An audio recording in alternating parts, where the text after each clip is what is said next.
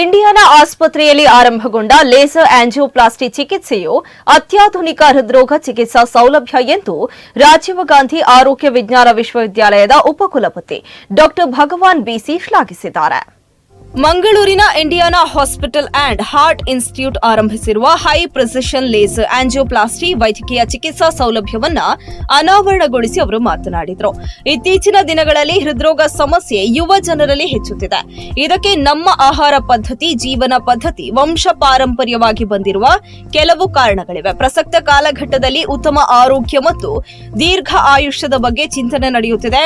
Indiana ಆಸ್ಪತ್ರೆಯ laser ಮೂಲಕ angioplasty ಚಿಕಿತ್ಸೆ ಸಾಕಷ್ಟು ಹೃದ್ರೋಗಿಗಳಿಗೆ ಸಹಕಾರಿಯಾಗಲಿದೆ ಎಂದು ಡಾ ಭಗವಾನ್ ಹೇಳಿದ್ದಾರೆ.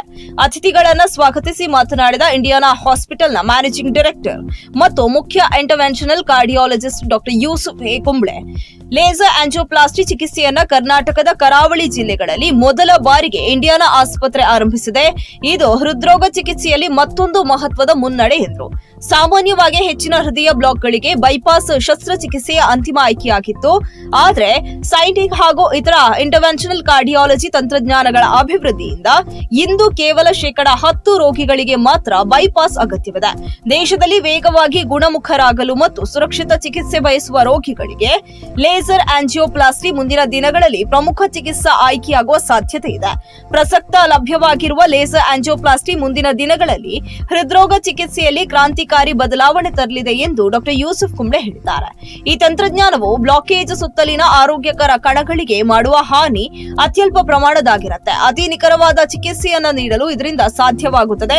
ಸಾಮಾನ್ಯ ಬಲೂನ್ ಆಂಜಿಯೋಪ್ಲಾಸ್ಟಿಗಿಂತ ಹೆಚ್ಚಿನ ಪ್ರಯೋಜನ ಒದಗಿಸುತ್ತದೆ ಎಂದು ಅವರು ತಿಳಿಸಿದ್ದಾರೆ. ಲೇಸರ್ ಆಂಜಿಯೋಪ್ಲಾಸ್ಟಿ ಕಠಿಣ ಹೃದಯ ಸಮಸ್ಯೆಗಳಲ್ಲಿ ಹೆಚ್ಚಿನ ಯಶಸ್ಸನ್ನ ಹಾಗೂ ಉತ್ತಮ ಫಲಿತಾಂಶಗಳನ್ನು ನೀಡುತ್ತದೆ. ಇನ್ಸೈಂಟ್ ರಿಸ್ಟೆನೋಸಿಸ್ ಪ್ರಕರಣಗಳಲ್ಲಿ ಇದು ಗಮನಾರ್ಹ ಸುಧಾರಣೆಯನ್ನು ತೋರಿಸಿದ್ದು, ಅನೇಕ ಬಾರಿ ಹೆಚ್ಚುವರಿ ಸೈಂಟ್ ಅಳವಡಿಕೆಯ ಅಗತ್ಯವನ್ನೇ ಕಡಿಮೆ ಮಾಡುತ್ತದೆ ಎಂದರು.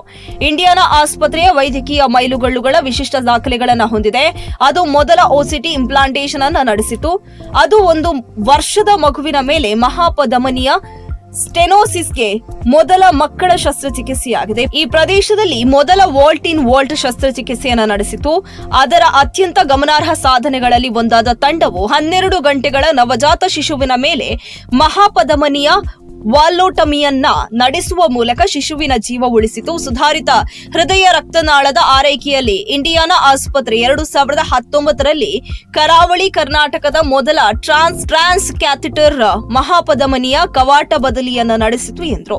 ಇದೇ ವೇಳೆ ಫಾತಿಮಾ ಫೌಂಡೇಶನ್ ವತಿಯಿಂದ ಇಂಡಿಯಾನಾ ಹಾಸ್ಪಿಟಲ್ ಎಂಡಿ ಡಾ ಯೂಸುಫ್ ಕುಂಬ್ಳೆಯರನ್ನು ಸನ್ಮಾನಿಸಲಾಯಿತು.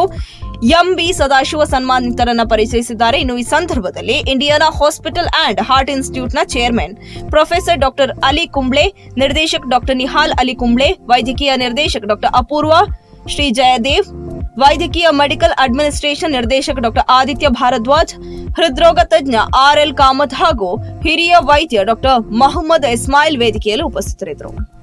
Tonight we taking yet another major step forward. For the first time in the region, a few moments from now, we will proudly launch laser angioplasty at Indiana Hospital, an innovation that will further enhance our ability to treat complex coronary lesion with precision, safety and superior outcome.